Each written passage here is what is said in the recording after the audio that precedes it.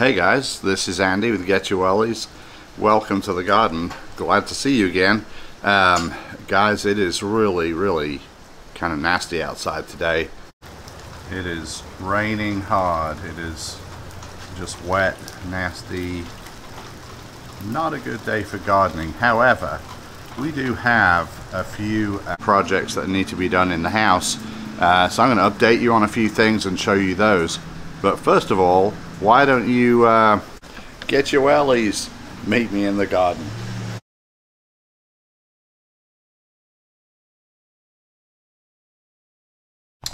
So, starting with an update, these are all the pepper plants that I got started. They've now moved out to the garage area.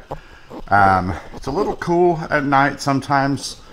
Cold is a kind of an enemy of your peppers. It can really stunt them if they get too cold, so bear that in mind. If your garage is really cold, you might want to put some heat mats under there, especially if it's for more than a night or two. Now down here on the next shelf, this is the ginger that I started, and I don't know if you all have done some of that. It's been probably 3 weeks now, and we're waiting for some sprouting to happen, probably another week or so on that. The far end of this shelf, I'm going to start some seeds today, and I'll put those under the light at the end there. Now, this is the setup I use for growing seeds, for starting them in the house. And right now, the bottom shelf is empty. It's just some mason jars and some starting stuff down there, but I do have an extra heat mat, so I'm gonna be starting some seeds and we'll put those down there. So some in the garage, some in here. These are some tomatoes and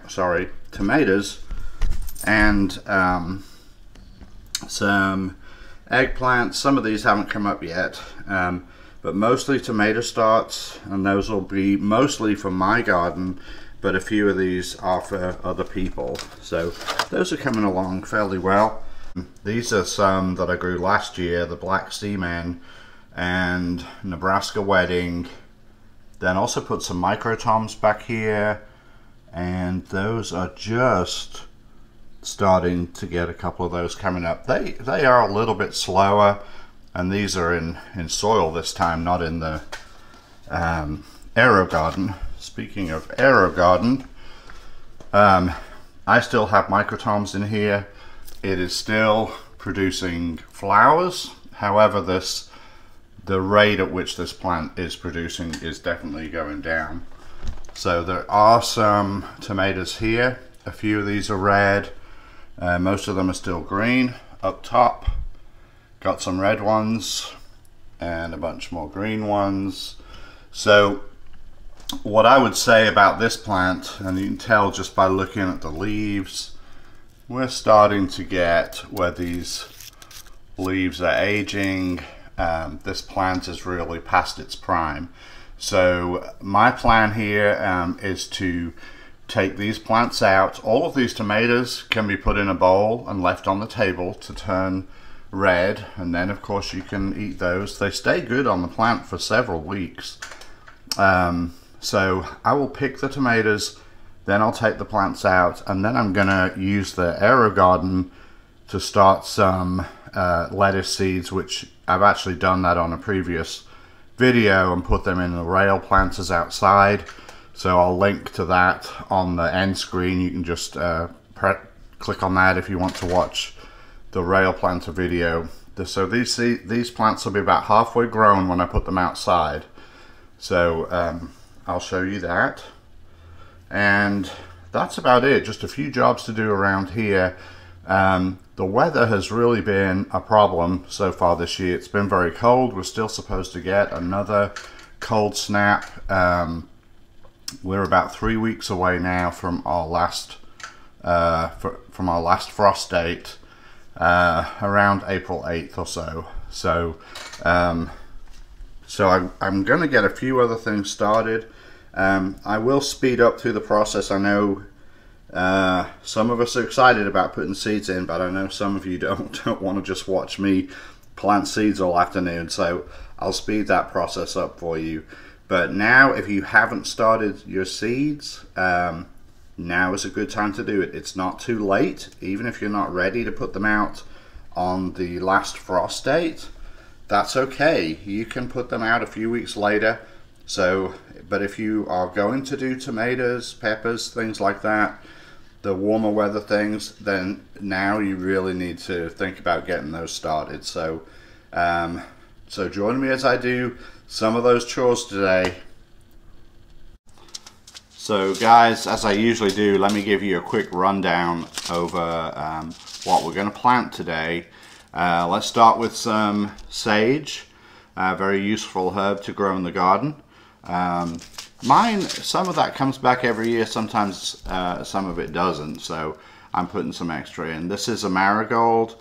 Good for your vegetable garden because they help keep pests away. They also work really well against bad nematodes in the soil. This one is Snow Princess calendula. You'll notice a lot of these seeds are from Baker Creek. Again, it remains one of my favorite places. This is a Black-Eyed Susan vine. This is the Cosmic Candy Mix. That one is pretty nice because it will actually grow up a trellis. Real pretty flowers, reseed, so it'll probably come back. Nasturtiums, these have always done well for me in the early season, not so much once it starts getting really hot. Last year, some of you may remember the moonflowers. I did a video on moonflowers.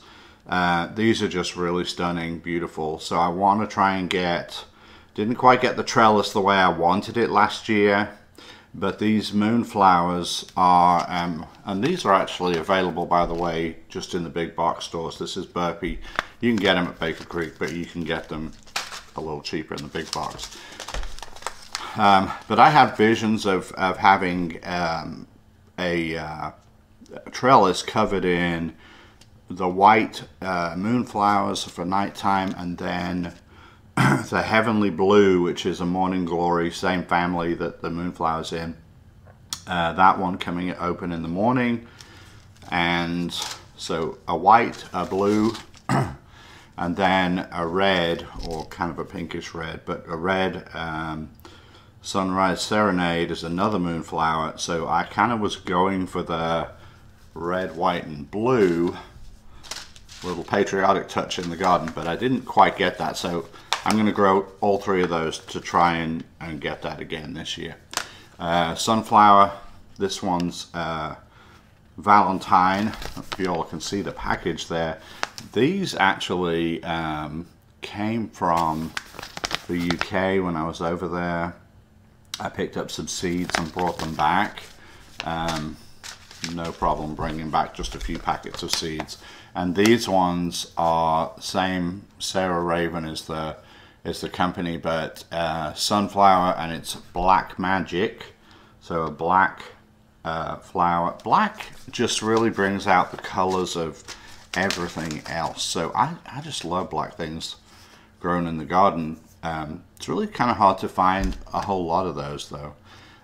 This is the Evening Sunflower, Evening Sun Mix. This one should be pretty nice. I had a few of those last year. This one is the Mexican Sunflower. This was not in a super sunny place in my garden last year, and I think it did suffer a little bit because of that. Most of you by now are probably familiar with the Teddy Bear Sunflower. This is a smaller one, real fluffy, fuzzy looking flower. It's really kind of cool. Zinnias, just a garden staple here in Arkansas. They do very well. You want to keep on picking the flowers. The flowers will last a long time in a vase, which is a good thing. But also, it helps the plant to keep producing more flowers for you. The leaves will eventually start to get kind of blighty, so the summer is hard on it, but it does do pretty well for a long time. And then this is another zinnia, the polar bear. These are some seeds that I saved, let's see, actually in 21 is when I got the seeds, so they're a couple of years old, but that's okay. This is the toothache plant, and this is the yellow one. It comes in a couple of different varieties. This one's the most stunning. The yellow is really stunning. Toothache plant, you could do a whole video on just that, but suffice to say, if you have a toothache or mouth ulcer or anything like that, that will actually numb it if you chew on that. The effects only last about 10 or 15 minutes, but kind of an unusual sensation. But anyway, I'm going to grow that one. Then this is not really quite black, but it's very, very dark.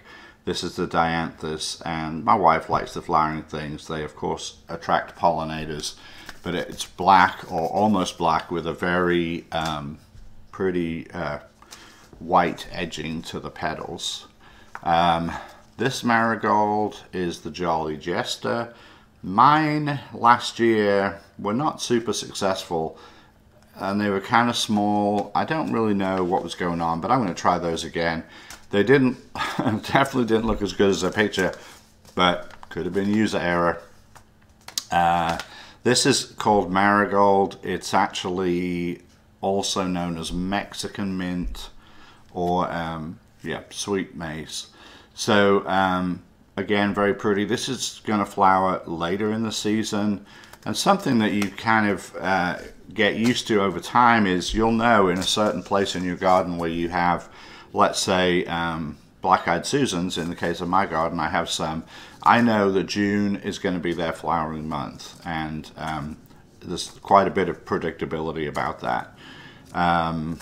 So you'll learn that different places in the garden will have flowers at different times, and once you know the timing, you can plan your garden where you'll always have, you know, some splashes of color here and there, which makes it really pretty. Basil, just a basic Genovese Italian sweet basil. I like that. It keeps hornworms away probably better than anything else. It's also very usable in terms of cooking. You can dry it, you can use it fresh, whatever. This is the dark purple opal basil. I actually have quite a few basils. I just have too many to really plant, but you can get them from Baker Creek. All kinds of lime, lemon, lots of different things. Kind of cool. Vinca. This is a blue Vinca, which I hope is as pretty as it looks here. Blue is another thing in the garden. Black definitely highlights the colors of other things. Blue just doesn't occur in nature as often as most of the other colors. This is an apricot, and they're heat waves. Both of these Vincas are heat waves, supposedly more heat tolerant. We'll see about that, but they usually do okay. You need to keep them watered. Most of these things need moist soil. Coleus, this has always done well in our garden. Nice texture flower, or really the leaves, the textures and colors on this are really what brings a lot of interest to your flower bed. So it typically grows pretty successfully. I don't really anticipate this not germinating or having a very low germination rate. Again, this is another one, very Morse, Burpee. Those are available at your big box stores, so as well as a lot of other things. So you can go see what they've got on their seed aisles and pick some colors that look good in your garden, in your backyard, and pick things that match shade or sun too. Just be careful of that. But I love going up and down the seed aisles. I could spend way too much time there every day. So anyway, pick you up a few things for that, and I'm going to get started on planting these.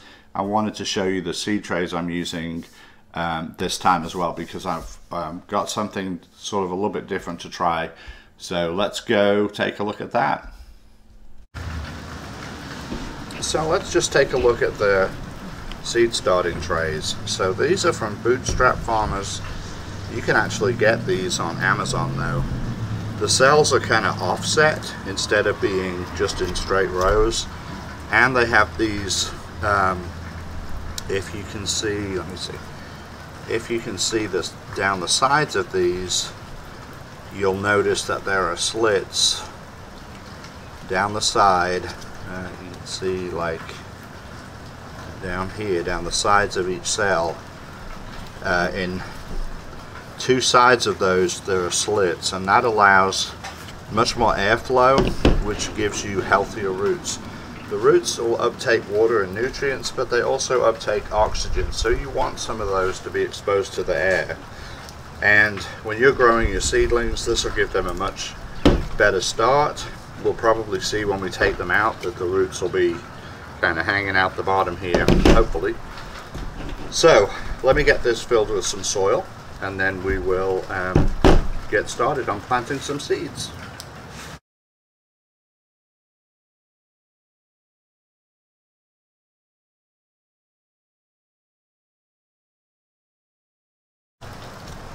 And now we'll fill up the second tray.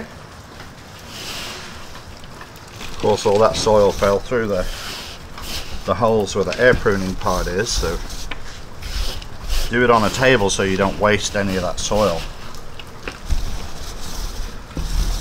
And you can use a seed starting mix. I do this sometimes. I'll use just a regular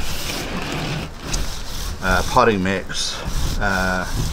Just got to be careful it doesn't get too wet when you do that, because otherwise you'll have problems with fungus, gnats, and that kind of stuff. So you want to keep it just lightly moist. This soil is already kind of moist, so I'm probably not going to add any more spray to it or anything right now. Let's turn this around, get those filled. All right.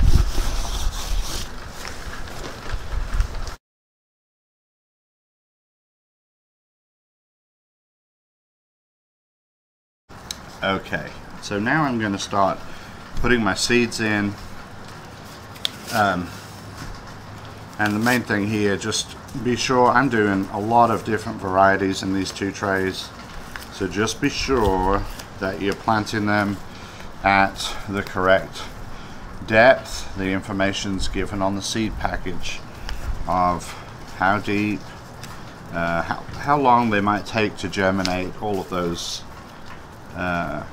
details are put on the packages. And remember, if you have any seeds left over, which you almost certainly will, you can put those in a little baggie and save them for next year. What I usually do is just write the date on the baggie and put them back inside of this one. So these are coleus. These seeds are very tiny. So I'm just going to sprinkle a couple on the top of each one.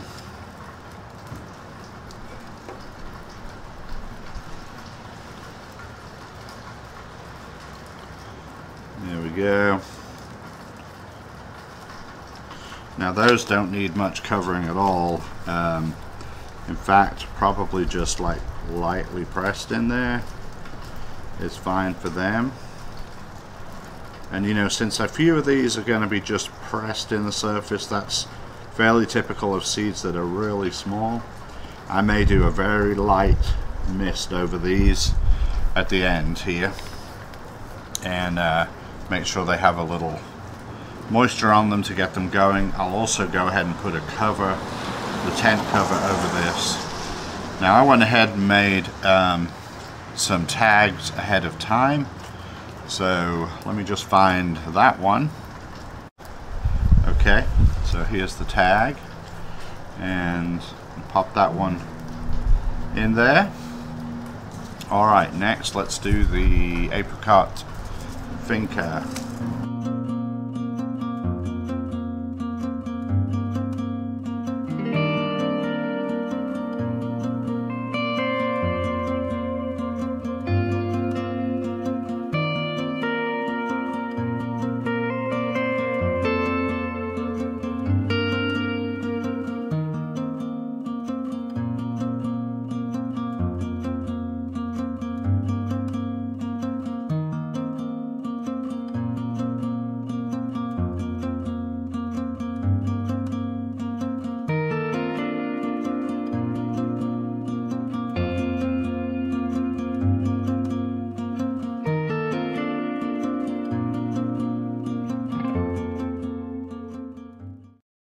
Okay guys, so this is the seed trays now full and labeled. So one of these will go in the house on the heat mat.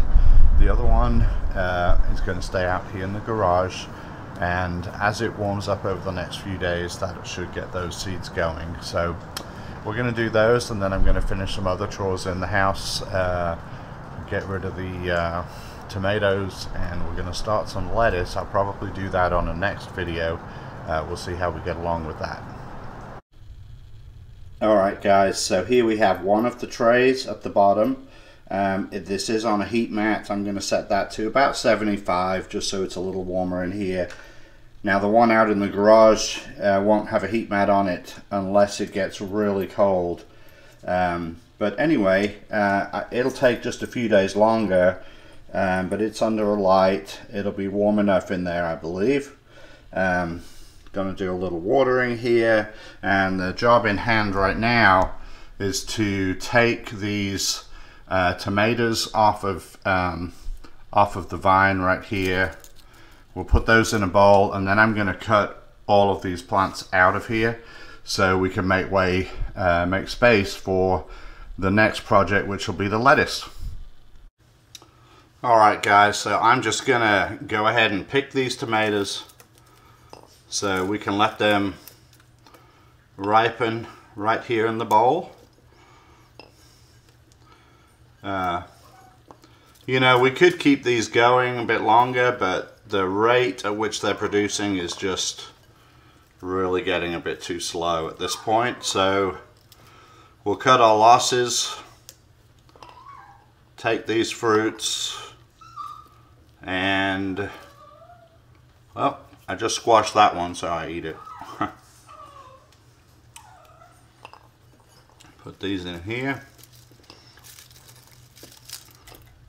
I think I counted one of the years I grew these, I counted a total of 26 before I called the plants quits.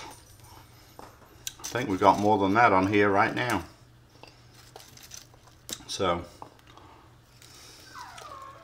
anyway, you know, once you start as a gardener recognizing the best days are probably over, kind of good to just start something new. So that's what we're doing. If you find any good ripe ones that are big and you want to save seeds, those would be the ones to do that from.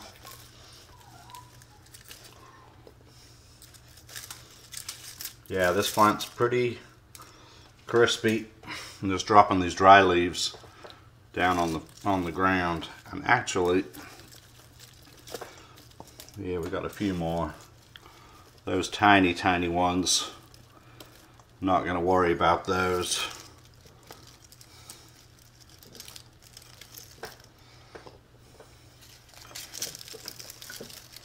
A cluster of red ones here, look.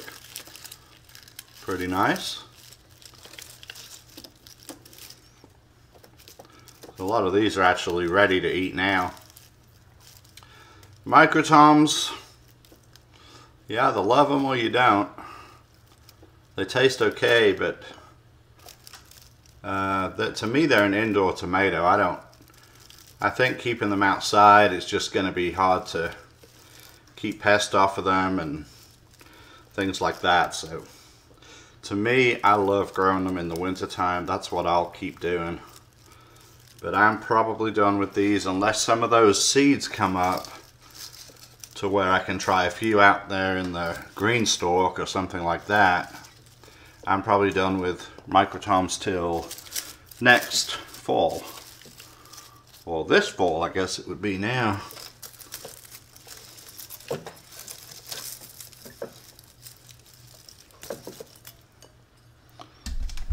You got quite a few back here.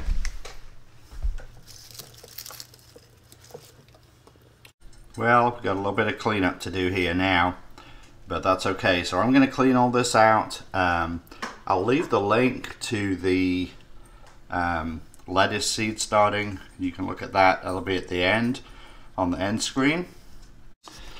Well, guys, thanks for joining me on this episode of Get Your Wellies. We are looking forward to growing this season. As you saw, we got a few more plants started. If you have not started at all, or if you have other things you want to grow, now is a good time to do it. It's okay if you haven't started.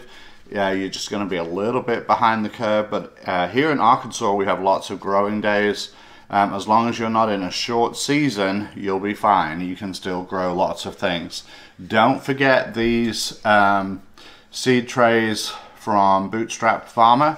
Those are available directly from them, or just go on Amazon and look up Bootstrap Farmer air pruning seed trays, and these will come right up. This is my first time to use them. Whispering Willow, Jill Reagan over there, has grown using these this year, and she actually showed some plants, the root growth on those, and it was pretty impressive, so you might check that out too. But anyway, I will see you on the next video, and we will do some more getting ready for the growing season, and look forward to seeing you all then. But until then, you all take care. Bye now.